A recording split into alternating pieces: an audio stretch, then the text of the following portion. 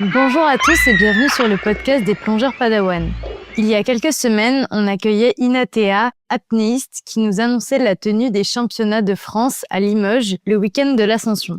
Il se trouve que les championnats de France étaient organisés pour plusieurs disciplines à la fois, l'apnée donc, mais aussi la nage avec palme et la plongée sportive en piscine, PSP.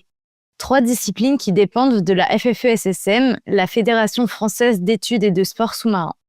En regardant les retransmissions en direct sur YouTube pour encourager Inatea, on a pu découvrir des disciplines qu'on connaissait assez peu, et notamment toutes les épreuves de PSP, et on a adoré, c'est super divertissant à regarder.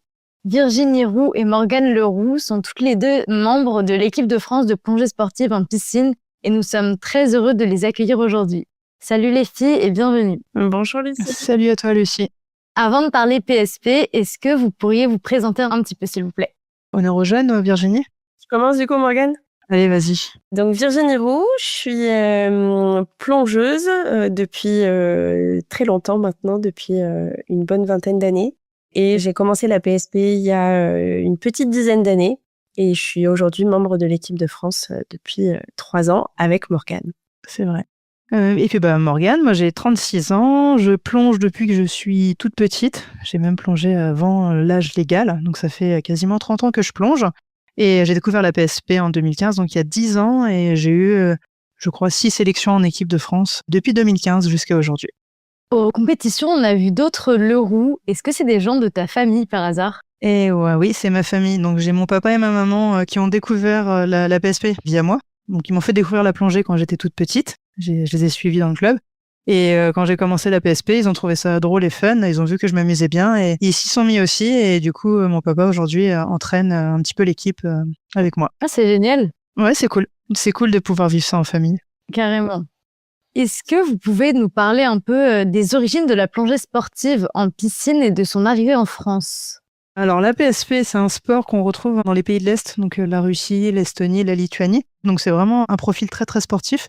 Et la PSP, elle est née aussi en Espagne, de mémoire, il y a une quinzaine d'années maintenant. Donc là, on était vraiment sur un profil de plongeur avec l'équipement, la combinaison, le gilet, enfin l'équipement de plongeur en tant que tel. Et ils ont justement mis en place des épreuves, mais qui étaient orientées vraiment très plongée technique, d'où le combiné. L'épreuve où on passe dans les cerceaux en équipe, on donne son détendeur, enfin on en parlera peut-être tout à l'heure. Et donc c'est vrai que la PSP est née du coup aussi en Espagne, il y a longtemps. Ils ont un peu moins migré vers la partie sportive, ils sont vraiment restés sur la partie plongée loisir. Même s'ils font de la compétition, mais ils sont restés en mode combinaison, gilet, la totale, quoi. Les grosses palmes réglables, je caricature, mais c'est limite s'ils ont le compas aussi pour faire des compétitions, quoi. Et si on remonte un peu, au final, on a tous déjà fait de la plongée sportive et la plongée sportive, elle est arrivée finalement avec l'apprentissage de la plongée quand on apprend, notamment en piscine, mais à faire des vidages de masse, des lâchers reprises d'embout, mais où on y apporte un peu de ludique. Avec des passages dans des petits tunnels. On a tous joué en piscine avec ça, avec des balles de golf, des balles de tennis, etc. Finalement, c'était le début, les prémices de la plongée sportive, à faire un peu de ludique et de compétition au sein de notre club. Et voilà, et ça a fait qu'aujourd'hui, plusieurs nations ont développé le sport de manière un peu différente et la Confédération mondiale essaye d'apporter une forme d'unicité, d'uniformité en fait entre les règlements pour pouvoir concourir entre nations.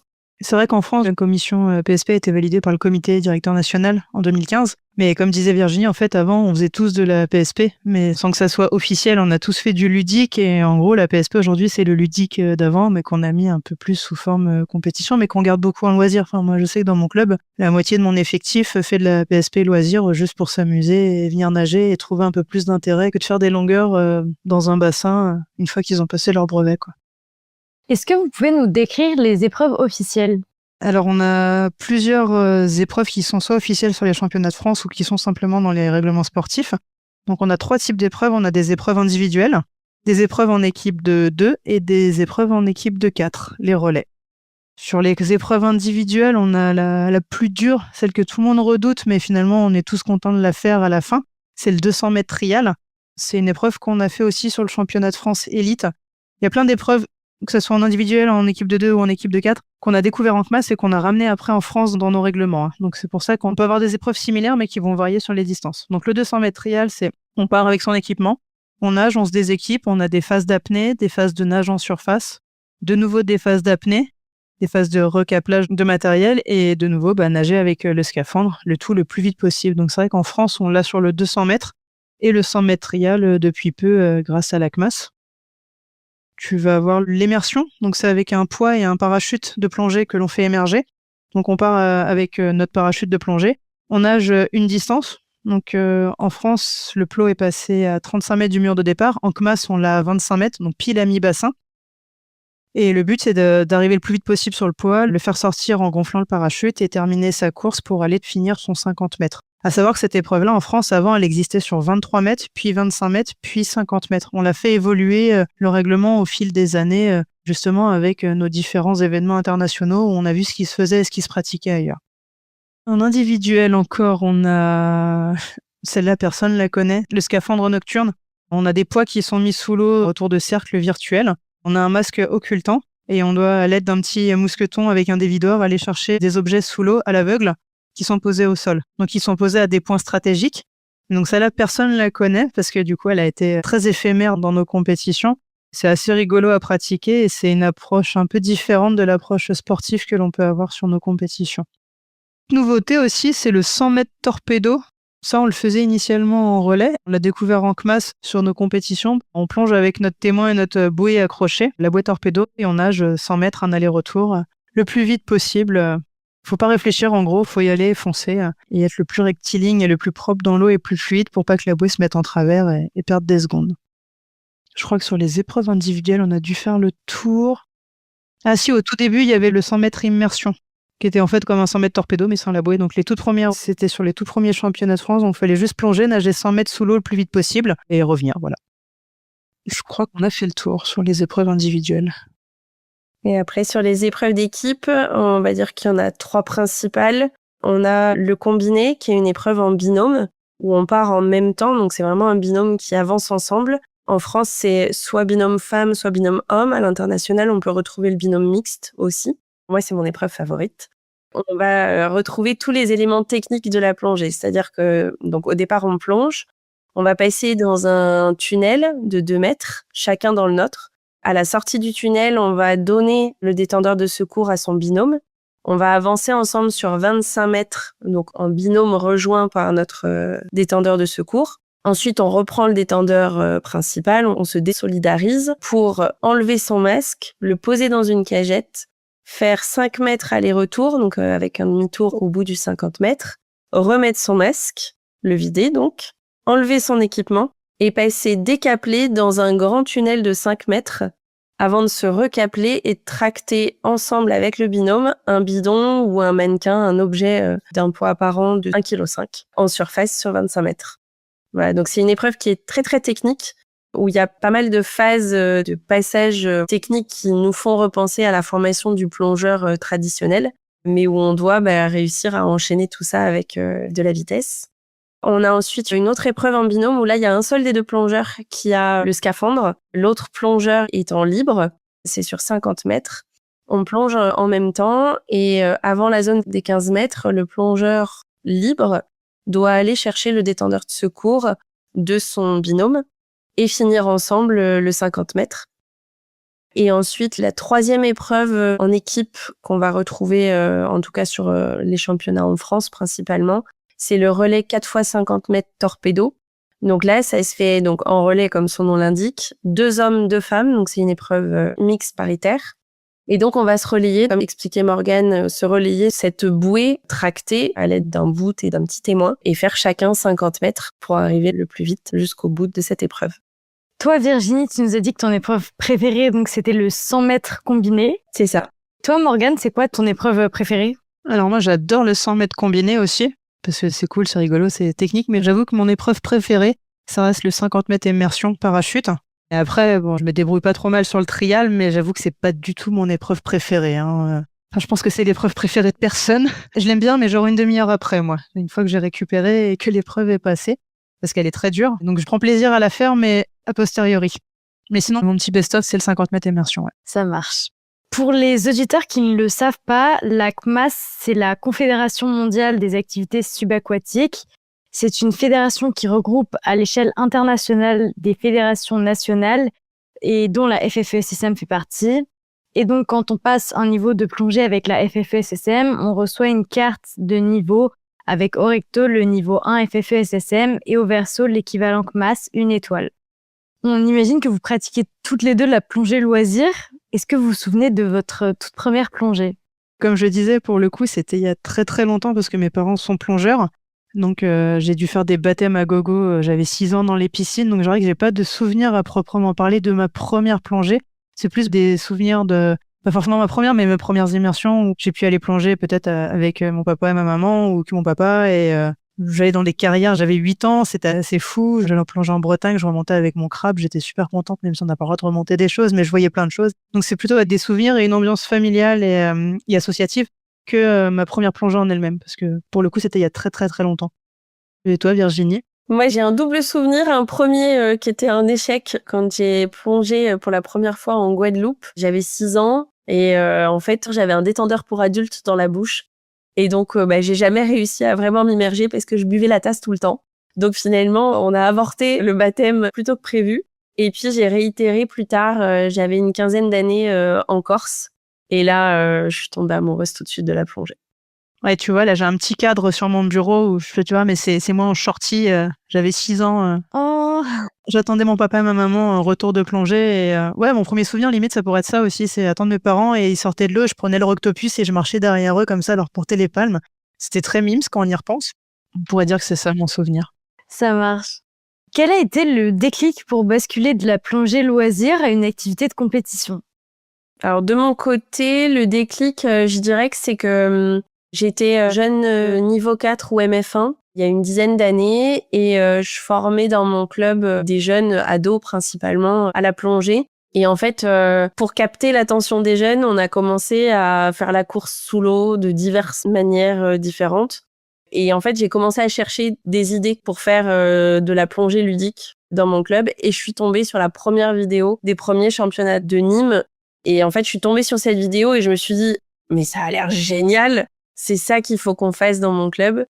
Et en fait, j'ai proposé l'idée aux autres moniteurs qui s'occupaient avec moi de la section ado. On l'a développé et bizarrement, les adultes se sont encore plus pris au jeu que les ados. Donc voilà, on a tous fait de la compétition ensuite. Moi, j'ai découvert ça en 2014. J'étais à une réunion de moniteurs de plongée parce que j'étais déjà monitrice aussi. Et je me suis dit, ah, mais c'est trop cool, c'est tous les trucs qu'on n'a plus le droit de faire, qu'on pouvait faire avant. Et donc, j'ai testé dans mon club et j'encadrais à la fois des adultes et des ados. Et je me suis dit, ça peut être vraiment sympa d'amener ce côté dynamique et ludique qu'on a déjà dans nos formations, mais là, ça serait vraiment cadré et orienté. Et puis, la compétition, une fois qu'on en a fait une, qu'on se rend compte, on s'amuse bien, les temps, ils sont pas dégueux, on revient avec des médailles. Et à un moment donné, il y a une forme d'émulsion qui se prend et tout le monde s'y met. Et c'est comme ça qu'on est venu vraiment à la compétition et amener plein de gens, plein de jeunes et même des adultes. Hein. C'est comme ça qu'on est venu à la compète. Est-ce que quand vous avez démarré, vous avez eu un mentor?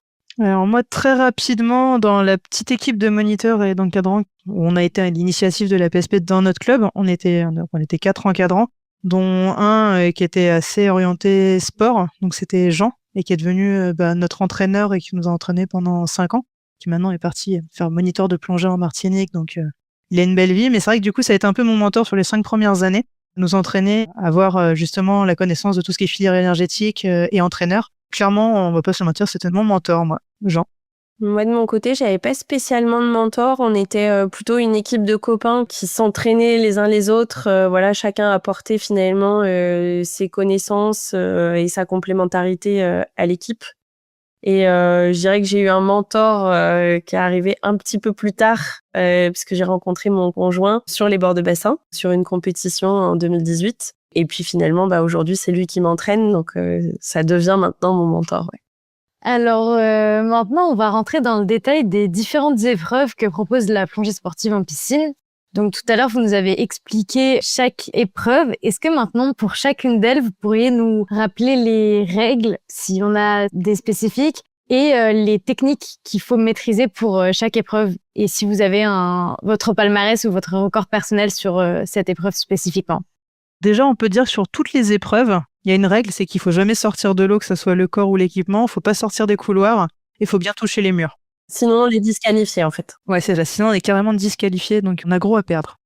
Sur le 100 mètres combiné, la règle principale, au-delà des règles, on va dire générales, c'est de ne pas toucher les cerceaux quand on passe dans les tunnels. Chaque touche va apporter 5 secondes de pénalité, donc ça va être 5 secondes en plus sur le chronomètre.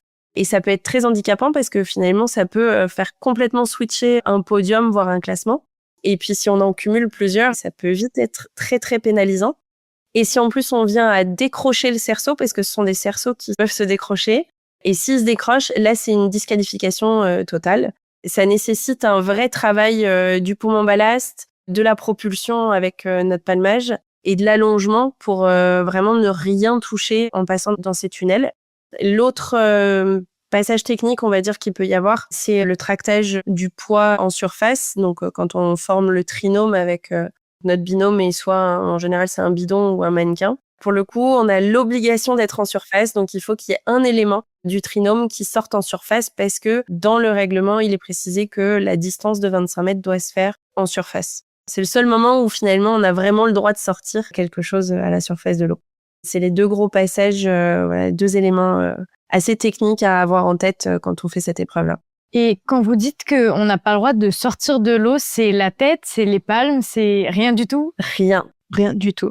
Que ce soit une partie du corps ou de ton équipement, ouais. Ok. Donc ça nécessite vraiment de travailler son positionnement dans l'eau, être entre deux eaux. Plus on va être au fond, moins on va être à l'aise pour palmer et donc on va se freiner ou se taper les genoux. Et si on est trop en surface, on risque la disqualification. Donc il faut vraiment trouver ce juste milieu, d'être bien entre deux eaux avec un gros travail du poumon ballast. Et on n'a pas forcément des bassins qui ont tout le temps des fonds plats. Il y a plein de piscines qui sont différentes. Des fois, il y a des pentes, il y a des cassures parce qu'on va avoir un plongeoir ou des plots. Donc, on peut se retrouver avec des bassins où tu vas avoir 3 mètres d'un côté et peut-être 1 mètre ou 1,50 m de l'autre. C'est aussi justement s'entraîner à pas racler le fond pour perdre du temps et bien rester donc à la rectiligne. Et cette épreuve-là, c'est une épreuve qui se fait chez les hommes en 1 minute 22 et chez les femmes en 1 32, minute je crois. 32, ouais, c'est ça. Oui, c'était ton temps.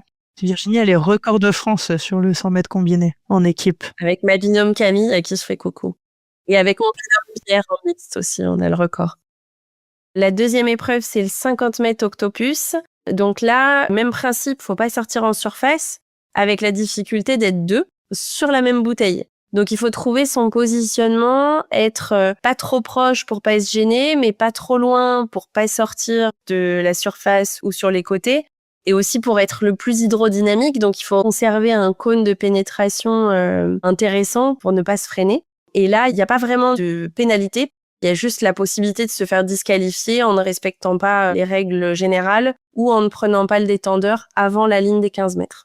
Donc on va dire que la règle est assez simple, mais l'épreuve est assez technique parce que ça nécessite de bien se connaître avec son binôme, de régulièrement travailler ensemble pour ajuster son palmage, ajuster sa position et trouver le positionnement le plus stratégique pour le binôme. Et c'est une épreuve qui se fait, le record de France est tombé cette année-là en 26 secondes et quelques. Ouais, je crois que c'est juste sous les 27, ouais. Donc entre 26 et 27 secondes, donc c'est très très rapide. Et donc c'est un binôme mixte.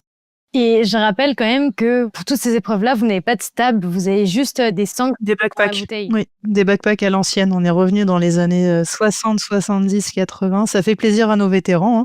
Alors sachant qu'il n'y a aucune obligation de pratiquer avec un backpack. Finalement, c'est plus par souci de performance qu'on est allé vers le backpack. Mais on peut tout à fait pratiquer si certains des auditeurs ont envie d'essayer dans leur club qui ne soit pas limité par le backpack. On a tous démarré avec un gilet stabilisateur comme on connaît. On peut tout à fait le faire sans souci pour découvrir. Et c'est pas considéré comme de la triche vu que Non, c'est dans les règlements. Dans le règlement, en fait, on autorise soit un gilet stabilisateur ou un backpack. Et finalement, ça peut être traître, le gilet. Ouais. Parce que justement, si on l'a pas bien vidé, le risque, c'est que l'air contenu dans le gilet nous emmène un petit peu trop vers la surface et nous emporte. Et donc, qu'on sorte finalement en surface. Ouais. Donc, c'est pas forcément un avantage. Ok. Après, sur les autres épreuves, sur le 50 mètres immersion, les motifs de disqualification, c'est simplement on n'a pas bien accroché le parachute et le parachute remonte sans son poids. On n'a pas fait émerger l'ensemble parachute poids, donc ça, c'est l'un des motifs le plus classiques sur cette épreuve-là. Et donc justement, le gros de l'entraînement, c'est s'habituer avec plein de mousquetons différents, plein d'anneaux différents, à travailler nos techniques d'accrochage et de gonflage pour que ça soit le plus rapide possible pour gagner en performance, au-delà de l'aspect puissance du palmage. Le temps, je crois que c'est 32 et des cacahuètes. J'ai pas réussi encore à le descendre sous les 32. Donc je crois que ça doit être 32,07 ou quelque chose comme ça. J'ai pas ouvert le fichier des MPF pour vérifier, mais ça doit être ça de tête. Et c'est Morgane qui est détentrice du record depuis l'année dernière? Depuis 2022. Depuis 2022. Imbattable. Alors chez les hommes, par contre, il est descendu sous les 28 secondes, je crois, Loïc, cette année. Je crois qu'il est à 27, oui. Ouais, 27 sur l'immersion chez les hommes et donc 32 chez les femmes. L'autre épreuve individuelle, le 200 mètres trial. Donc là, les motifs de disqualification, c'est de pas déposer son bloc dans la zone impartie ou dans les phases d'apnée, de remonter avant alors qu'on n'a pas le droit. Donc ça, c'est vraiment les deux gros motifs de disqualification à l'entraînement pour justement éviter ces motifs-là, de pas le déposer au bon endroit. C'est s'entraîner avec des lignes, des démarcations et retrouver des automatismes en se disant tiens, je fais X coups de palme avant de le déposer pour être sûr de pas non plus perdre du temps à regarder loin devant pour voir où est la ligne. Donc ça demande un peu de travail. Et le 200 mètres trial, donc là de mémoire, j'ai été à 2 minutes 28 sur le 200 mètres et chez les hommes, il doit être en 2 minutes 07. Il y a un gap entre les hommes et les femmes, surtout sur des épreuves longues comme ça. Et puis Loïc, il est puissant. C'est un ancien de la nage avec palme, donc au-delà de la puissance, il a aussi toute la technique de nage. Nous, on a la technique de scaphandre, mais lui, il a la technique de nage et ça fait la différence. Il a apporté beaucoup aussi en équipe de France, sur des petits conseils justement lors de nos déplacements, donc c'est cool d'avoir une personne comme Loïc dans l'équipe. C'est un membre de l'équipe de France, Loïc Poissonnier, qui vient de Plongée Pays d'Aix et qui a rejoint l'équipe de France l'année dernière et qui a fait tomber pas mal de records en fait en arrivant à la PSP, notamment par sa puissance et sa technicité de palmage. C'est intéressant, c'est toujours sympa d'avoir des records qui tombent parce que ça challenge tout le monde, ça challenge tous ceux qui veulent aller chercher des podiums ou des records et donc ça fait progresser d'une certaine manière la discipline et ses performances. Et donc sur le relais, c'est 4x50 torpedo. La difficulté, l'élément technique qu'on travaille beaucoup, c'est le positionnement dans l'eau entre deux eaux. Là, ça va être encore plus important dans le sens où si on va trop au fond, on va emmener la bouée sous la surface et du coup, on va se freiner. Et on va se freiner de manière assez forte. Ça peut représenter 5-6 secondes sur un 50 mètres. Donc, ça nécessite vraiment de travailler cet élément-là si on cherche la performance. Et donc, c'est principalement ça, avec la difficulté des passages de relais aussi, qui peuvent apporter des disqualifications, puisque le relayeur a le droit de partir uniquement quand il a le témoin dans la main. Avant ça, il doit toujours avoir un contact avec le mur. Et dès qu'il a le témoin dans la main, là, il a le droit de partir. Et c'est souvent sur ces phases de passage de relais où il y a des risques aussi de s'emmêler avec le boot qui fait 2-3 mètres, qui relie donc le témoin à la bouée. Et donc là, il faut savoir bien se positionner, avoir toujours ce boot un petit peu tendu pour pas qu'il vienne s'emmêler à notre robinetterie ou à notre détendeur, etc. Et donc ça, c'est une épreuve où le record donc est tombé. On a réussi à faire ça avec mon équipe, mon club de Dijon en plongée, en 2 minutes 02. Félicitations. Pendant les championnats de France, on a pu voir aussi différentes stratégies concernant le palmage. Donc, il y en a certains qui palment classiquement, entre guillemets, et d'autres qui font des ondulations. Donc, sur le palmage, le choix est laissé libre au plongeur. C'est libre au plongeur, ça va être en fonction, lui, ses habitudes de nage. On parle de Loïc, c'est un ancien nappeur, il est quasiment tout le temps en ondulation. Donc il y a un palmage qui est très puissant, mais il faut aussi le maîtriser parce qu'il n'y a pas que le mouvement de la jambe, il y a tout un mouvement spécifique à avoir qui part du haut des épaules limite jusqu'à la pointe des pieds, donc c'est assez technique, donc si c'est pas maîtrisé, ce sera pas forcément plus efficace. Des fois, passer en ondulation aussi, ça peut être parce que nos palmes commencent à tirer dans les jambes et que changer de mouvement de palmage, ça permet un peu de se relancer aussi. Moi, je sais que j'aime beaucoup l'ondulation, je la maîtrise pas forcément. Par contre, l'ondulation sur des phases techniques, genre au moment de décapler, passer dans un tunnel, l'ondulation peut être un peu plus compliquée, puisqu'on peut avoir des mouvements beaucoup plus grands. Donc c'est vrai que moi, je fais beaucoup d'ondulation quand je peux, et je favorise le bipalme sur des moments un peu plus techniques. Ouais, moi c'est pareil. Je dirais que l'ondulation, j'utilise pas mal sur les phases en apnée, notamment sur le 200 mètres trial, parce que l'ondulation peut être plus puissante. Mais pour ma part, elle me fatigue beaucoup plus vite. Donc, je le fais moins sur les phases de bloc, notamment de palmage scaphandre sous l'eau. Aussi parce que le scaphandre va bloquer ma mobilité au niveau du bassin. Et donc, ça ne me permet pas d'avoir une ondulation, alors très jolie à la limite, on s'en fiche un peu, sauf l'entraîneur qui en général a tendance à vouloir un joli palmage aussi. Mais en tout cas, pas aussi efficace que sans le bloc. Donc, je privilégie plutôt le bipalme. Mais comme Morgane, ça peut être une bonne manière de reposer certains muscles que de faire le switch entre les deux techniques. Ouais, c'est beaucoup aussi aux sensations des gens. Et comme j'ai dit, l'ondulation, c'est vraiment très très technique. Donc si c'est pas maîtrisé et qu'on n'a pas des bonnes sensations, bah, ça sert à rien de le faire et copier ceux qui le font. C'est propre à chacun. Combien d'entraînements est-ce que vous faites par semaine et est-ce que vous pratiquez d'autres activités en complément? Pour ma part, avec mon club, on a 2 entraînements par semaine. Un seul entraînement où on peut prendre les blocs de plongée et un autre entraînement où on va faire uniquement de la nage avec palme. Donc, c'est 2 entraînements d'1h30. Et moi, à côté de ça, je fais en général 3-4 séances de renfo parce que j'aime bien ça à la maison. Donc, autour de 30 minutes. Hein. C'est pas des séances très longues, mais voilà, de gainage, travailler un petit peu la force et l'explosivité au niveau des cuisses ou des bras. Et puis le week-end, j'aime bien aller soit courir, soit faire du VTT. Donc voilà, sport un peu plus cardio, je dirais, le week-end. Alors moi, j'ai un profil moins sportif que Virginie. On a entre 2 et 3 entraînements par semaine aussi de notre côté.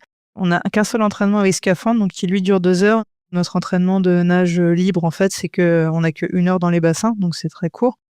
Et j'ai pas la motivation, la même motivation que Virginie pour le cardio, le renforcement, le gainage, tout ça. Il faudrait, mais non. Fut un temps, je courais 1 fois par semaine, mais c'était fut un temps.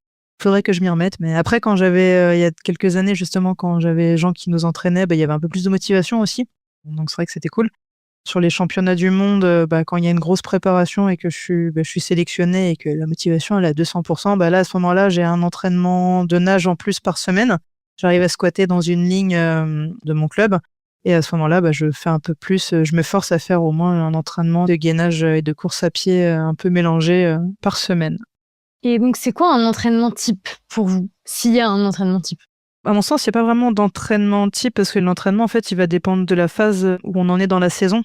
Les entraînements qu'on a en début de saison sportive seront pas du tout organisés de la même manière que les entraînements à 1 mois de la compétition. Tu vois, par exemple, en début d'année, on va plutôt travailler de la longue distance, du geste technique, du palmage, mais pas forcément des séries de 50 ou des séries de 25 ou des séries de 100 en explosivité. Et au fil des saisons, normalement, on travaille un peu plus les filières anaérobiques, où là, on va être dans de l'explosivité.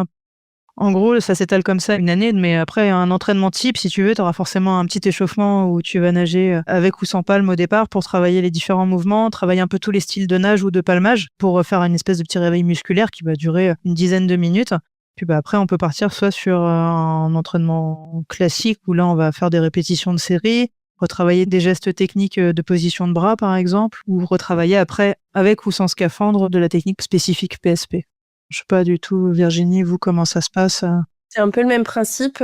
Finalement, on découpe notre saison en petits morceaux et on va travailler les épreuves indépendamment les unes des autres et on va même travailler des morceaux d'épreuves indépendamment les unes des autres. Donc, ça peut nous arriver de travailler le geste technique, par exemple, du vidage de masque et de ne faire une séance que autour du vidage de masque et de la position dans l'eau, d'enlever, remettre, réussir à automatiser le geste, à le faire de différentes manières. Et on va potentiellement se mettre en difficulté et mettre des situations qui seraient un peu différentes des situations qu'on va retrouver sur une compétition, mais qui nous permettent finalement, le jour J, réussir à s'adapter, réussir à avoir tous les automatismes qui sont là, que ça devienne hyper intuitif comme geste. C'est vrai que nous, sur les séances en scaphandre, on a la chance d'avoir 2 lignes d'eau sur 25 mètres, ce qui nous laisse de la place. Et on va travailler, par exemple, 2 ateliers différents en parallèle. Donc, si on est une dizaine dans l'eau, on peut se répartir. Faire une ligne, par exemple, qui va travailler du parachute. L'autre, travailler, comme tu l'as dit, Virginie, soit du vidage de masque ou du décaplage en trial. Et l'idée, c'est de switcher au bout d'un certain temps pour justement que les gens fassent un petit peu tout. Et comme on n'a pas tout le temps, nous, les mêmes plongeurs d'une séance à l'autre, finalement, sur 1 mois, on aura travaillé peut-être plusieurs fois des petits ateliers. Mais à juste titre, comme tu disais, Virginie, c'est vrai que j'ai tendance à faire travailler mes ados, moi, sur lâcher le matériel complètement à l'arrache sur un trial et pas l'avoir bien mis comme ils le veulent pour récupérer le matériel et que tout se passe bien. En fait, non, pendant les entraînements, il faut vraiment te mettre dans des conditions un peu difficiles. On met le matériel, on ne sait pas dans quel sens il va être quand on va le déposer. Et ça va être un peu la surprise au retour de se dire « Ah ouais, mince, il était à l'envers, le détendeur, il s'est mis dans la sangle. » Et en travaillant tout ça, le jour de la compétition, il n'y a pas de surprise, quoi. Est-ce que vous utilisez du matériel particulier? Je pense par exemple au masque, parce que le départ des épreuves se fait sur les plots de départ, mais on sait que plonger avec un masque de plongée n'est pas théoriquement forcément recommandé. Oui, en effet, tu es très observatrice, Lucie. On a un masque, alors c'est pas un masque spécifique à la plongée sportive, mais en tout cas, on a un masque binoculaire. Donc on a les deux yeux, on va dire, séparés. La vitre est en 2 morceaux et non pas en un morceau, justement pour éviter de fragiliser le masque au moment du plongeon. En général, on prend des masques d'apnée qui sont des masques petit volume et qui sont souvent binoculaires. En fait, on a l'obligation dans nos règlements sportifs d'avoir des masques, comme dit Virginie, binoculaires. On ne pourra pas plonger avec un masque monoculaire. Pourquoi ? Parce qu'en fait, sur les premières compétitions, on s'est rendu compte que des plongeurs classiques plongeaient la tête la première sans forcément savoir plonger et on a eu beaucoup de casses de masques. Qui dit casse de masque dit la piscine n'est pas contente parce qu'il faut ramasser les morceaux et bien souvent on a la vidange qui va avec. Masque binoculaire obligatoire, mais c'est vrai qu'en nage avec palme, eux, ils ont vraiment un masque spécifique de nappe qui a une forme très arrondie et qui englobe le visage et le nez, un petit peu comme nos masques à l'ancienne. Donc ça, aujourd'hui, on l'a pas en PSP. On le voit pas non plus sur la scène internationale. Pour le coup, en PSP, on a des masques binoculaires. Mais je te l'accorde, quand tu achètes un masque dans un magasin de plongée, tu as toujours la petite vignette interdiction de plonger avec. C'est les normes qui sont comme ça. En gros, ils se dégagent de toute responsabilité. Mais en tout cas, en PSP, c'est binoculaire obligatoire. Et jusqu'à maintenant, en fait, on n'a jamais eu d'accident ou de casse de masque sur du binoculaire. Pour le coup, ça a fait ses preuves. Tant mieux. Est-ce que vos détendeurs sont réglés d'une manière particulière? Moi, de mon côté, j'ai pas de réglage particulier. On peut, sur certains détendeurs, régler le débit d'air. J'ai tendance à le régler au max, histoire de pouvoir respirer à plein poumon quand je suis un peu essoufflée sous l'eau. Mais sinon, j'ai pas un détendeur particulier. Je prends indifféremment détendeurs du club, le mien, qui sont différents. Je pense qu'il y en a à piston. Alors, je suis pas une spécialiste des détendeurs, mais... Comment ça? Effectivement, si tu pars sur les détendeurs compensés, non compensés de différentes marques, aujourd'hui en PSP, on n'a pas trop ce besoin-là. Ce que tu disais, Virginie, justement, sur le débit d'air, toi, t'aimes bien qu'il y ait beaucoup d'air qui arrive. Et à contrario, certains sur le 200 mètres trial le règlent au minimum pour éviter que quand ils vont déposer leur bloc, le détendeur se mette à fuser, parce que du coup, il sera beaucoup plus sensible à l'appel d'air, donc il y a une dépression qui peut se faire. Régler débit à fond pour inhaler beaucoup d'air sur un 200 mètres trial. En déposant notre matériel un petit peu trop à l'arrache, le détendeur peut se mettre à fuser et donc du coup vider l'air du bloc et ça peut engendrer une petite situation de stress pour le compétiteur. Donc débit d'air, oui ou non. Enfin, moi je sais qu'au départ je le mettais au minimum et pendant la nage je l'ouvrais et en fait j'ai arrêté parce qu'au final j'avais pas de problème d'essoufflement. J'avais bien souvent mal aux cuisses avant d'être essoufflé, donc j'ai arrêté de faire les bidouilles de détendeur qui finalement ne servaient pas à grand chose. Je trouve que ce qui est surtout important, c'est l'embout du détendeur, où finalement, c'est important d'avoir un embout qui correspond bien à sa bouche pour ne pas le perdre pendant le plongeon, ne pas le perdre pendant l'effort et être confortable pour l'enlever, le remettre aussi, parce que mine de rien, quand on a un trop gros embout, c'est des fois galère à remettre. Et trop petit, le risque, c'est qu'avec la vitesse, il s'en aille un peu ou qu'on doive serrer vraiment très fort les dents. Moi, je trouve que c'est surtout ça qui est important sur le détendeur, c'est l'embout. Est-ce que vous avez des embouts moulés? Non. Même à titre perso en plongée, j'ai jamais eu ça. Enfin, j'apprécie pas particulièrement. Les embouts me conviennent, donc j'ai pas été jusqu'à me mouler un détendeur à mes dents. Mais oui, effectivement, ça existe ce type de détendeur. Je suis pas sûre que ça apporte beaucoup en PSP. Par rapport du confort, je pense qu'il n'y a pas forcément, en tout cas d'un point de vue performance, il n'y a pas forcément d'intérêt, ouais. Je rappelle aussi à nos auditeurs qu'on a commencé une série sur le podcast de petits épisodes et on a commencé par expliquer comment marche un détendeur. Donc pour ceux qui, comme moi, avant n'y comprenaient rien au détendeur... Ça servira peut-être à Virginie. J'ai honte, faut que je reprenne mes cours. Tout à l'heure, on a parlé des techniques de palmage. Comment est-ce que vous choisissez vos palmes? Moi, j'ai 2 types de palmes. J'ai longtemps nagé donc avec des courtes un peu dures il y a des années. Puis j'ai changé pour passer sur des voilures un peu plus longues, sur lesquelles je faisais moins de battements, mais je mettais plus de puissance. Et là, récemment, je me suis rendu compte que ça me convenait plus dans mon palmage et mon entraînement actuel. Et ça me créait des petites tendinites. Donc, je suis repassée sur des voilures un peu plus courtes, avec lesquelles, en fait, comme elles sont moins longues, je peux mettre beaucoup plus de fréquence dans mon palmage. Donc après, c'est propre aussi encore à chaque personne, au ressenti déjà de la personne. Et puis peut-être en cours de saison ou sur des épreuves différentes, peut-être changer sa palme, soit pour la longueur de la voilure ou même la dureté. Aujourd'hui, on a des palmes qui sont de longueur et de taille différentes et de largeur, donc s'y crée une dureté différente. Prendre des palmes très dures sur une épreuve comme un 200 mètres, normalement, ça nous ruine les cuisses et les jambes, donc ça peut t'amener du lactique assez rapidement. Et par contre, sur un 50 mètres où tu n'as que de l'explosivité, ça peut être intéressant. Toi, Virginie, tu as un peu les deux aussi? Ouais. Moi, j'ai des palmes en carbone plutôt longues avec une dureté assez élevée parce que je pense que j'étais à l'aise avec ça au départ quand j'ai essayé. J'avais des bonnes sensations et j'étais un peu comme Morgane à travailler plus en amplitude sur mon palmage qu'en fréquence. Et aujourd'hui, je suis en train de, un peu comme Morgane aussi, de ressentir un peu la même chose et ce besoin de repasser sur des palmes peut-être plus courtes et d'aller rechercher plus de fréquences. Et là, je suis en train de regarder, j'aime beaucoup les sensations des palmes en caoutchouc, donc revenir sur du caoutchouc et non plus du carbone. J'aime beaucoup la sensation, mon palmage visuellement est beaucoup plus joli. Et souvent, quand on dit que c'est joli, c'est que ça peut être efficace. Donc peut-être que je vais me tourner vers des palmes en caoutchouc à l'avenir. Parce que aussi, le carbone, ça a plein d'avantages, mais ça peut aussi engendrer des blessures. Et on le sent après 10 ans de pratique que, mine de rien, une palme très dure peut engendrer un peu de blessures sur les fléchisseurs de hanches, sur les chevilles, etc., ou les genoux. C'est une manière aussi de se préserver et d'adapter le matériel à sa condition du moment. C'est vrai que ça fait quasiment 9 ans que je nage en carbone, que ce soit aux compétitions et à l'entraînement, et c'est vrai que ça fait 2 ans où je commence à me rendre compte qu'il y a une usure physique, puis pas que liée à l'âge, mais ça fait que je nage aussi un peu plus souvent en palme plastique à l'entraînement. Je suis passée sur des petits caoutchoucs aussi depuis 1 an ou 2 ans sur les entraînements en mettant les carbones que quand on fait du scaphandre. Effectivement, j'ai découvert, comme disait Virginie, des nouvelles sensations de glisse et de style de nage en faisant un entraînement du coup avec des petites palmes en caoutchouc. C'est une remise en question tout le temps, quoi. Même encore, on se pose des questions. Quelle palme je vais prendre? Il y a des fois, je sais pas moi, 1 heure avant l'épreuve, on se dit je le tente ou pas avec celle-là. Allez, ça peut passer, quoi. C'est beaucoup aux sensations. Après, le carbone ne fait pas tout. Le carbone, ce sont des très bonnes palmes. Ça aide beaucoup. Il y a des très bons résultats justement avec des palmes carbone. Mais la palme en caoutchouc revient un peu en puissance. On a un jeune, là, Hugo, qui a nagé en caoutchouc sur les 2 championnats et qui a fait des résultats très intéressants en ayant des palmes en caoutchouc. Mais pareil, il est jeune et il a le cardio pour mettre la fréquence et se donner à fond. Ça dépend complètement des gens. Ouais. Est-ce que vous avez un rituel d'avant-course? Alors, moi j'ai le petit popo d'avant-course, le caca de la peur, je pense. Tout le monde l'a ou l'a eu à un moment donné. Si on peut appeler ça un rituel. Après, un rituel, moi j'avoue, je parle beaucoup. Je sais que Virginie fait beaucoup de visualisation de l'épreuve. Je devrais peut-être m'y mettre, mais moi j'ai pas de rituel, donc je vais laisser la place à Virginie pour ces petits rituels, ces trucs et astuces.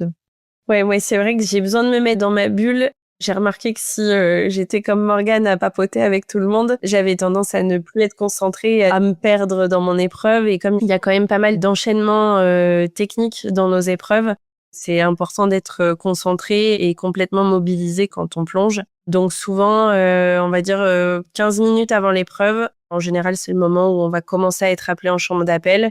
Là, je me mets complètement dans ma bulle. Je mange ma petite barre de céréales ou ma petite pâte de fruits pour me donner de l'énergie ou juste avoir un bon goût dans la bouche. Voilà, ça fait du bien. Et puis ensuite, je vais vraiment me concentrer, me mettre dans ma bulle, souvent fermer les yeux et visualiser plusieurs fois mon épreuve. Quand je suis dans la chambre d'appel, je la visualise toujours de manière où ça se passe tout bien, sans accroc et où à la fin je suis première, pour que justement ça me mette dans des conditions très positives. Donc je fais ça en général au moins 3-4 fois pendant la chambre d'appel.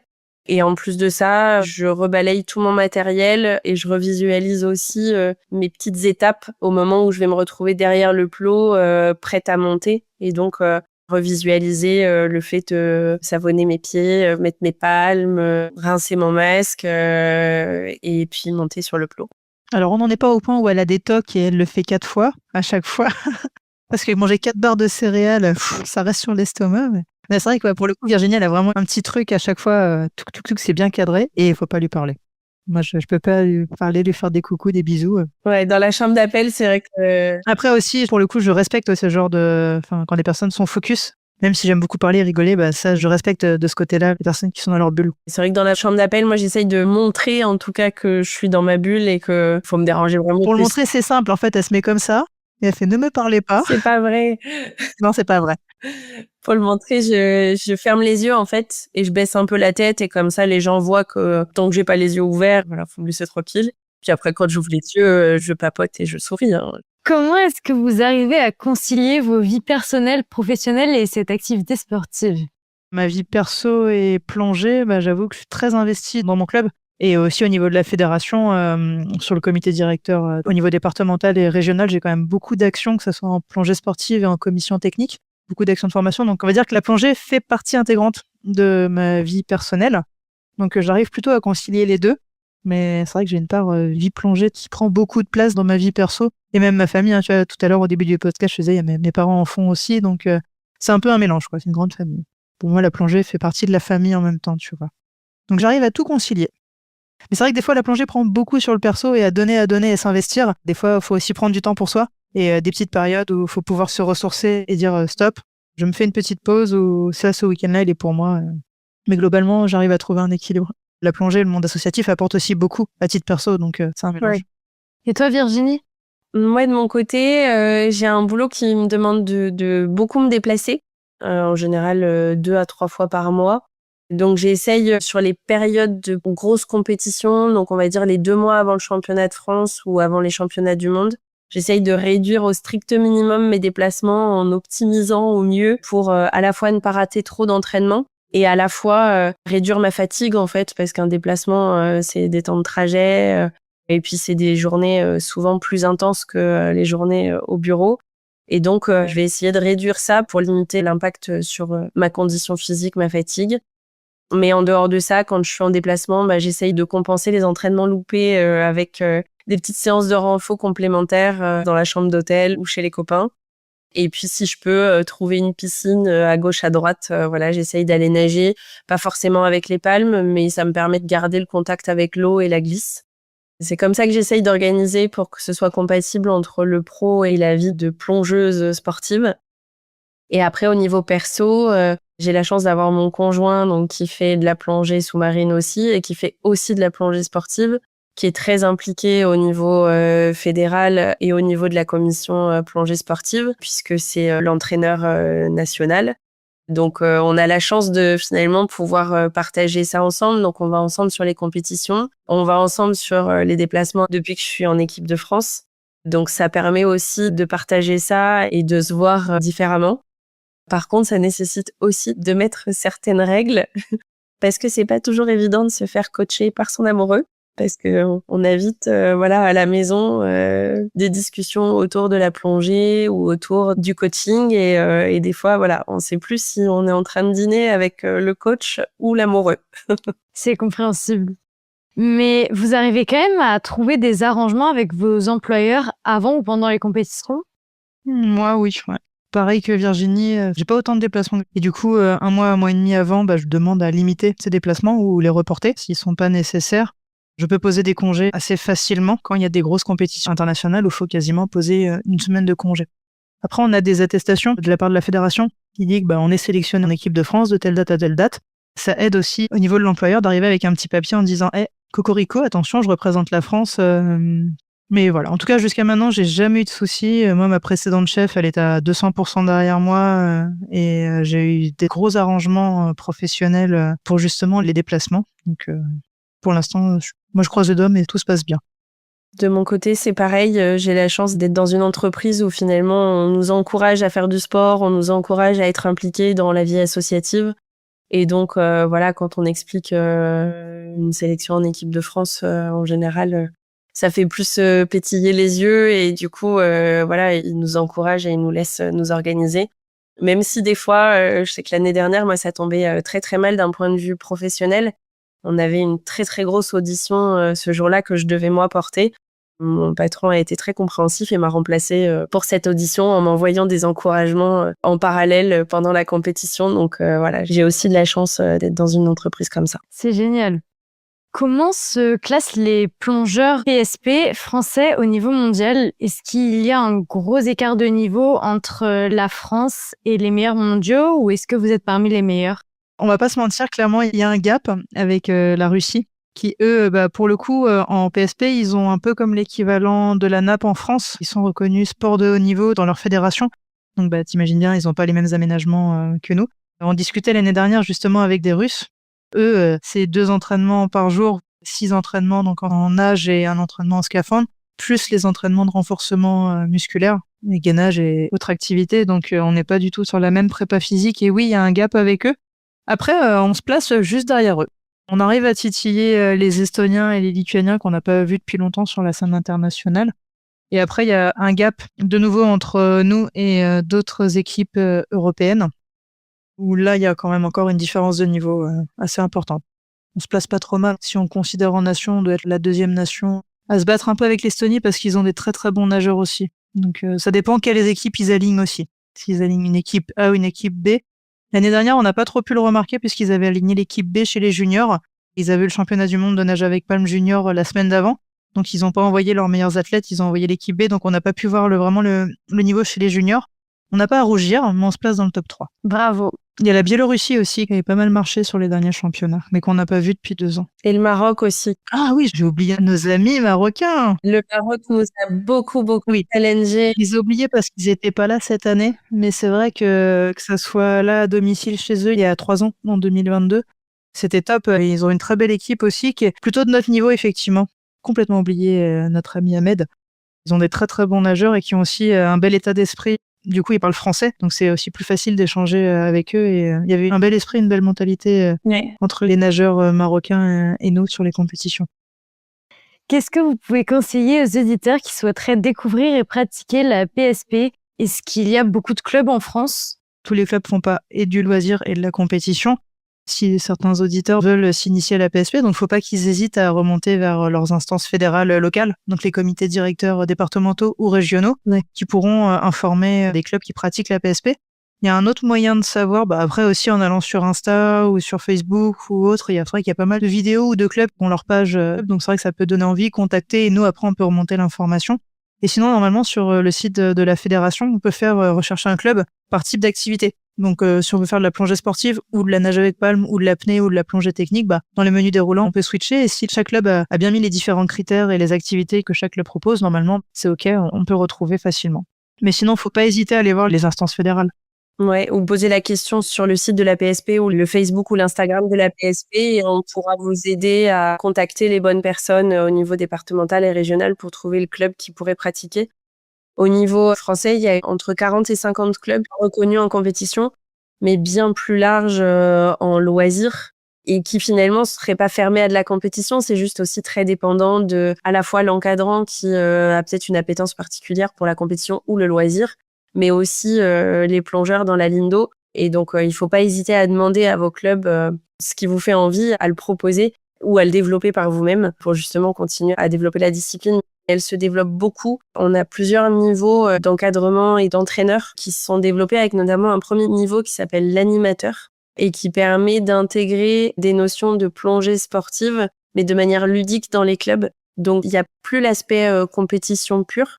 C'est vraiment la plongée ludique avec les outils de la plongée sportive, le matériel comme on vous l'a expliqué, mais aussi toute la créativité qu'on peut avoir, sortir de ces règlements qu'on s'impose pour les compétitions et aller vraiment s'amuser avec les plongeurs dans les piscines parce que on sait tous qu'on s'ennuie au bout de quelques mois à faire les vidages de masque et la reprise d'embout et donc on propose d'apporter un peu de créativité et de ludique via les outils de la PSP et pourquoi pas du coup ensuite aller vers des niveaux plus d'entraîneurs pour de la préparation physique et technique en vue de faire des compétitions. Ou même si les personnes veulent simplement essayer parce qu'ils ont envie de mettre ça dans leur club, pas hésiter justement de contacter des gens, soit aller demander à faire un essai dans leur piscine qui vous explique comment ils l'ont mis en place, les différents matériels qu'ils utilisent, ce qui peut aussi donner une idée du coût que ça peut avoir. Soit venir en individuel ou avec plusieurs personnes du club pour essayer et peut-être lancer l'activité. Enfin, moi, j'ai commencé comme ça. Quand j'avais à La Réunion entendu parler de cette activité, j'ai contacté les personnes qui pratiquaient. On est parti voir dans leur club à Paris, chez les aquanautes. On est venu avec 3 moniteurs, on a regardé comment ça se passait, on a fait OK, et après on l'a mis en place en essai dans notre club. Faut vraiment pas hésiter à venir découvrir et je pense que la plupart des clubs qui pratiquent la PSP, on a ce côté un peu convivial et on accepte un peu tout le monde et c'est comme chez McDo, venez comme vous êtes avec vos palmes et vous allez voir, ça va être cool, on va passer un bon moment et soit vous voulez rester dans le club parce qu'il n'y a pas de personnes dans votre club qui veulent en faire ou soit vous importez cette activité en prenant des infos et vous l'amenez dans vos clubs respectifs. Donc non, c'est cool. Plus on est, plus on pourra rigoler autour du bassin. Et j'espère qu'on pourra te faire découvrir ça, Lucie. Carrément, avec plaisir. Ah, mais carrément. T'as quel niveau de plongée, Lucie? Pour le moment, niveau 1. Eh ben voilà, c'est cool. Super. Pour la plongée sportive, il n'y a pas de niveau minimum pour pratiquer. En loisir, dans une piscine, dès le baptême, on peut faire une initiation PSP. Par contre, pour faire en compétition, là, on demande le plongeur d'or minimum ou le niveau 1. Donc tu vois, t'as tout pour réussir. Et en plus, t'as le sourire. Toujours. On lit souvent sur les réseaux sociaux que la fédération, c'est un truc de vieux. On invite tous les gens qui critiquent à enlever un peu leurs œillères et à regarder ce qui se passe à côté de la plongée loisir classique, parce qu'il se passe plein de choses dans les disciplines voisines. C'est très fun et les pratiquants sont très jeunes et il y a aussi beaucoup de femmes. Alors moi, je peux aller que dans ce sens-là parce que c'est ce que je prône et c'est ce que j'essaye de porter. Effectivement, dans notre fédération, on est souvent vus comme des vieux avec des moustaches, un gros bide qui dépasse. Et en fait, on se rend compte que non, pas du tout, parce qu'on a plein de commissions sportives ou d'autres commissions avec des jeunes qui se donnent à fond, qui veulent dynamiser un peu nos activités. Et pour le coup, la PSP, c'est un très beau mélange générationnel et même un état d'esprit où on va faire un peu bouger les choses. C'était très drôle parce que sur le championnat de France des clubs, ils ont fait une interview croisée où ils ont pris les 2 plus jeunes de la compétition. C'était 2 petits minimes qui ont fait une interview avec les 2 plus anciens qui devaient être en vétéran 7 ou vétéran 8, donc au-delà de 70 ans. Waouh. Et donc c'est vrai que c'était assez top de voir des pitchouns de 10-11 ans échanger avec des vétérans avec un peu plus d'expérience.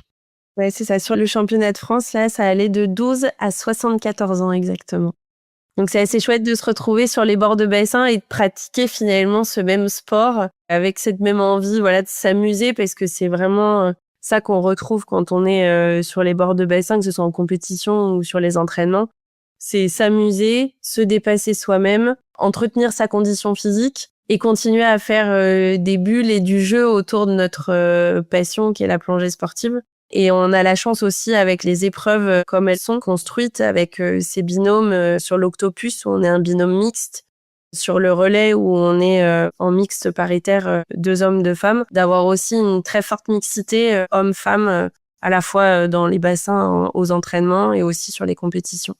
Au championnat de France, cette année, on était à 47% de femmes et on est très fiers de ça. C'est vrai que ce mélange d'âge, même dans nos clubs, on a des pratiquants qui vont jusqu'à un petit peu plus de 60 ans. C'est un mélange culturel très intéressant parce qu'en fait, on apporte tous les uns aux autres, soit l'expérience, soit un peu la vivacité. Et je trouve ça cool, en fait, dans l'esprit du groupe, de l'équipe, ce mélange d'âge. Nous, on est une vingtaine à peu près à pratiquer et c'est vrai que c'est sympa. C'est vrai qu'on a nos grands ados, là, qui ont 17-20 ans, qui sont là en train de nous titiller et se moquer de moi, entre autres, qui suis passé en vétéran. Et c'est vrai que ça challenge beaucoup en mode, vous les vieux, mais bon, les vieux, en attendant, ils font des bons résultats et des fois même meilleurs qu'eux. Donc c'est vrai qu'il y a cet esprit un petit peu de compétition où des jeunes veulent venir nous titiller en mode on vous a gratté une seconde et tout. Et je trouve ça très très cool. Dans l'équipe, ça fait une belle ambiance. Mais on est coriace. On lâchera pas l'affaire. Toujours debout. D'ailleurs, Virginie, toi, tu étais dans le bassin pour nager, mais tu étais aussi au micro puisqu'on t'a entendu sur YouTube pendant les rediffusions en direct du championnat de France. Oui, c'est vrai. J'ai un petit peu couru au bord des bassins pour pouvoir réussir à faire les 2. Mais je m'investis au niveau de la commission nationale aussi. J'aide, je mets ma patte, j'apporte les quelques compétences que je peux avoir. Et donc, j'ai pris le micro sur les épreuves masculines, donc quand je ne concourais pas, pour pouvoir commenter les différentes courses de mes collègues. C'est toujours sympa, moi ça me plaît. J'aime bien parler de mon sport et partager. Et donc c'est vrai que le streaming, ça permet ça aussi. Ça fait 3 ans qu'on a mis ça en place au niveau de nos championnats. Il y a un vrai succès, je trouve, des vidéos sur YouTube et en live. Donc on espère qu'on va continuer ça encore longtemps. Mais notre sport étant pas très visuel, étant donné qu'on est quand même majoritairement sous l'eau, le fait de le filmer permet d'immerger un peu plus le spectateur dans ce qu'on vit, dans l'ambiance. Et puis ça permet aux supporters de nos clubs respectifs de nous encourager à distance. On n'entend pas les cris au bord du bassin, mais on lit les petits messages et ça fait toujours plaisir. Alors, revenons à la plongée loisir. Quel niveau est-ce que vous avez toutes les deux? Alors moi, je suis MF1 depuis 7 ans. Et moi, je suis MF2, monitrice fédérale 2e degré, depuis 5 ans. J'ai commencé assez tôt la plongée, donc forcément... Et est-ce que vous savez combien de plongées vous avez fait? J'avoue que je sais pas trop. Je pense que je dois m'approcher des 1000 peut-être, entre 800 et 1000. J'avoue que je les note pas forcément non plus tout le temps. Je fais beaucoup d'enseignement et de formation technique. Donc, il y a des fois, on va se mettre à l'eau pour 10 minutes, un quart d'heure, 20 minutes. Donc, je les compte pas tout le temps, ce type de plongée. Donc, je peux pas te dire comme ça. Ouais, moi, c'est pareil, je les compte pas. Mais oui, ça commence à s'empiler, on va dire. Mais elles sont toujours toutes plus belles les unes que les autres et toujours aussi sympathiques. Et on prend toujours autant de plaisir qu'on plonge dans une eau froide avec peu de visi que en eau chaude avec une visibilité de 30 mètres. Bon, on prend peut-être un peu plus de plaisir en eau chaude. J'ai pas fait la Polynésie encore, moi, Virginie, mais pour faire de la carrière assez régulièrement, le froid à 50, c'est pas foufou, hein. Je préfère aller voir les tortues et les requins en Polynésie, en shorty ou en maillot de bain. Mais après, voilà, enfin, comme on le disait, on n'a pas forcément les mêmes appétences pour tel ou tel type de plongée. Tu vois, j'adore les plongées en Bretagne où on a très peu de visibilité, mais on a une vie qui est folle si on regarde de plus près. Mais ça dépend, pareil, encore des marées, des coefficients et autres. Et je peux m'éclater en Méditerranée et je peux m'éclater en carrière, où il fait sombre et froid. Et puis, même, il y a des fois, je vais en carrière, il fait relativement beau, mais c'est cool. Puis des fois, soit tu vas sur du loisir en perso pour t'éclater, faire des petits films et tout, ou soit tu vas pour faire de la formation, donner du temps, et c'est aussi très enrichissant. Dans tous les cas, on trouve un petit truc qui nous donne envie d'aller plonger. Sinon, si on n'avait pas envie d'aller plonger, en fait, faut rester à quai, quoi. Et en général, on est avec des gens sympas. Il y a une bonne convivialité. Et c'est le point commun finalement entre la plongée traditionnelle et la plongée sportive en piscine, c'est que on a l'esprit du plongeur qui est là, quoi. Et donc, on a cette convivialité au bord du bassin comme on l'a sur le bateau ou à quai quand on va plonger. Oui, cette convivialité, en fait, on la retrouve aussi, tu vois, sur les bords du bassin. Moi, je vais pas aller encourager que mon club. S'il y a des personnes que j'apprécie, je vais les encourager. Même s'ils nagent contre des gens de mon équipe, je sais que cette personne, elle s'est donnée à fond toute l'année. Elle a envie de progresser et tout. Donc, tu vas encourager ou même tu vas aider des gens à sortir leur matériel de l'eau, même si c'est pas des gens de ton équipe. Pour ça, la PSP, c'est cool. Après, je n'ai pas été voir dans les autres disciplines. Et on s'en rend pas forcément compte, mais en tout cas, moi, j'aime beaucoup cet esprit-là. Et on le retrouve aussi sur le championnat de France. On a notre traditionnelle rencontre gastronomique des régions. Culturel et gastronomique, ouais. Voilà, c'est le samedi soir, donc c'est entre les 2 jours de compétition. On va se retrouver, les plongeurs et puis les arbitres, les bénévoles, etc. Et finalement, chacun va rapporter des produits gastronomiques de sa région. Alors, c'est pas idéal pour le régime sportif, je vous l'accorde, mais c'est important pour le moral et la convivialité. On va aller déguster la tapenade du Sud, Le graton de Tours, les crêpes des Bretons.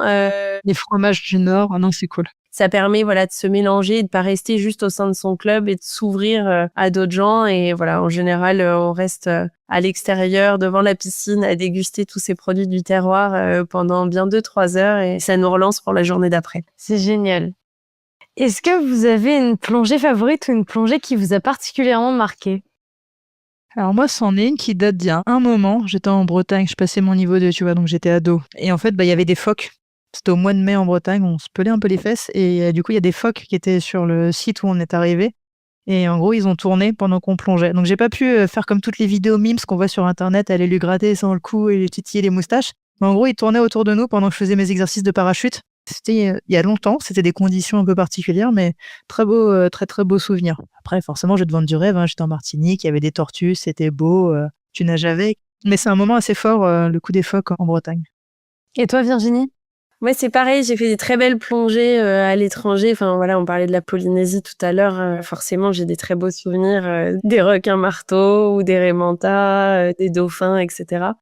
Mais je crois que ma plongée favorite, celle qui me met des frissons à chaque fois rien que d'en parler et d'y repenser, c'est le Donator. J'adore cette épave, elle est magnifique. Elle est en Méditerranée, pas très loin de Porquerolles. C'est une belle épave qui a été beaucoup colonisée par la vie. Et donc finalement, on a l'impression de se balader dans une forêt hyper dense. C'est magnifique. C'est toujours un moment un peu hors du temps, toujours trop court évidemment. Je pourrais y plonger tous les jours, que je ne me lasserai jamais de cet endroit. Tous les endroits sont magnifiques en France ou même à l'étranger. Enfin, moi, je vais tous les étés en Corse dans un club encadré. Il y a une plongée que j'adore, pareil, c'est tu vas à la pointe, tu nages un peu et en fait, t'as des bancs de dentilles qui sont là en train de chasser par quinzaine avec des gros mérous et t'as une ambiance de fou et c'est un moment hors du temps, ouais. Et il n'y a pas besoin d'aller très profond non plus. Sur une quinzaine de mètres, des fois, tu peux t'éclater. Quel est votre animal sous-marin préféré? C'est pas facile d'en choisir un animal. J'en aime beaucoup, mais j'adore les poulpes. J'adore les poulpes pour leur mimétisme, pour leur mode de fonctionnement, leur intelligence, la manière de se déplacer. Voilà, j'aime bien les chercher. Je les trouve pas toujours. Je suis pas très forte pour les trouver, mais quand je les vois, je peux rester des heures à les regarder. Alors, moi, je t'aurais bien dit l'hippocampe parce que c'est le nom de mon club, mais en vrai, c'est le phoque. Parce que je trouve ça trop rigolo, trop mignon, trop foufou, trop joyeux. En fait, si j'avais des moustaches et des poils, je pense que je serais un phoque dans une autre vie. Bon, on n'est pas loin, je crois, non? De quoi? Pour les poils? D'accord, ça. Ok, Virginie, mon petit cœur, il est brisé, tu vois. Tu vois, la convivialité, c'est vraiment sympa, l'ambiance. Prochaine fois, je lui lancerai un petit pic comme ça en chambre d'appel. Déstabilisation des adversaires. Pour conclure, quels sont vos objectifs sportifs pour la saison prochaine? Alors moi, à titre perso, j'en ai pas. La saison, elle est en train de se terminer. Déjà, maintenir mon niveau, ça serait pas mal. Après, on n'a pas eu d'échéance internationale, on n'a pas des dates encore. Donc j'avoue que c'est assez flou aussi. Comme on n'a pas les dates, aujourd'hui, on peut pas trop se projeter sur une échéance internationale. Mais ouais, ça serait... et surtout, en fait, continuer à prendre plaisir dans les bassins et s'éclater. Donc j'ai pas trop d'objectifs à court terme, moi.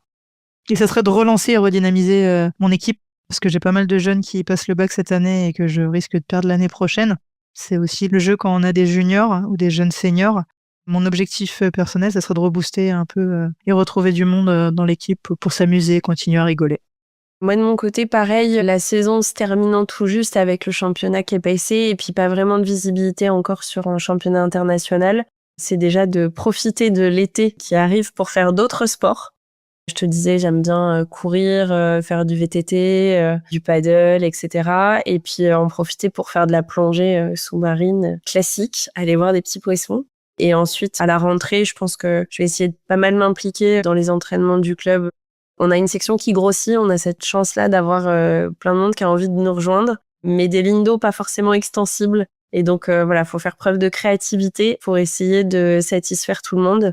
Donc je pense que je vais essayer de donner un coup de main à notre entraîneur pour essayer de transmettre au maximum ce que j'ai pu acquérir ces dernières années en technique de PSP pour que les nouveaux arrivants montent à bord encore plus vite sur nos disciplines.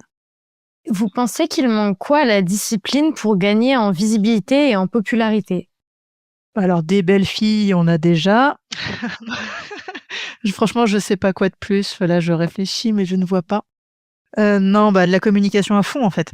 Parler de nous, ce qui a été assez cool, justement, tout à l'heure, Virginie le disait avec le streaming qui a été mis en place sur les championnats de France, où plein de gens ont pu nous suivre et des gens ont pu cliquer sur le lien et découvrir l'activité, donc ça, c'est plutôt cool. Après, notre fédération parle de nous régulièrement aussi sur les différents événements ou assemblées générales ou autres, mais c'est vrai que de la communication et un peu plus de visibilité, ça pourrait être cool.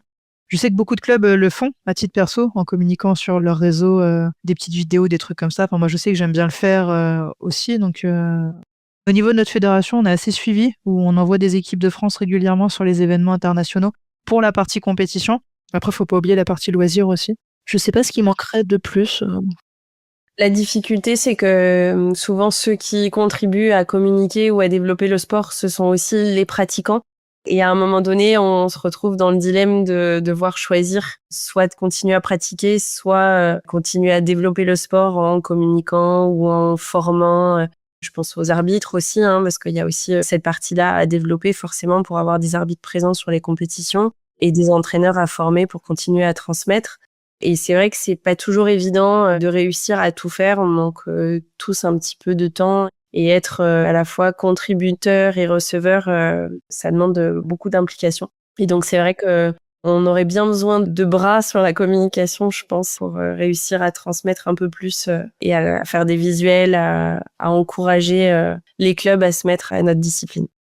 Mais tu vois, ton podcast, par exemple, ça va faire parler de nous. Donc, ça pourra que nous aider. Exactement, on est très contente que tu aies pu nous inviter parce que on a la chance comme ça de pouvoir faire découvrir à tes auditeurs qui ne connaissent peut-être pas encore la plongée sportive, aller regarder les streamings, les vidéos et puis la future vidéo que tu feras, j'imagine, si tu viens découvrir avec nous. Oui, carrément, avec plaisir. Merci beaucoup Virginie et Morgane d'avoir pris ce temps pour nous, c'était super et j'ai hâte de venir découvrir la PSP. Salut Lucie, salut Virginie. À bientôt Lucie. Au revoir. Ciao. Si vous avez aimé cet épisode, n'hésitez pas à mettre un petit cœur ou un pouce en l'air. Vous pouvez aussi nous mettre 5 étoiles sur votre plateforme de podcast préférée. Retrouvez-nous aussi sur Instagram, LinkedIn, YouTube, Facebook ou sur notre site lesplongeurspadawan.com. À bientôt pour un nouvel épisode.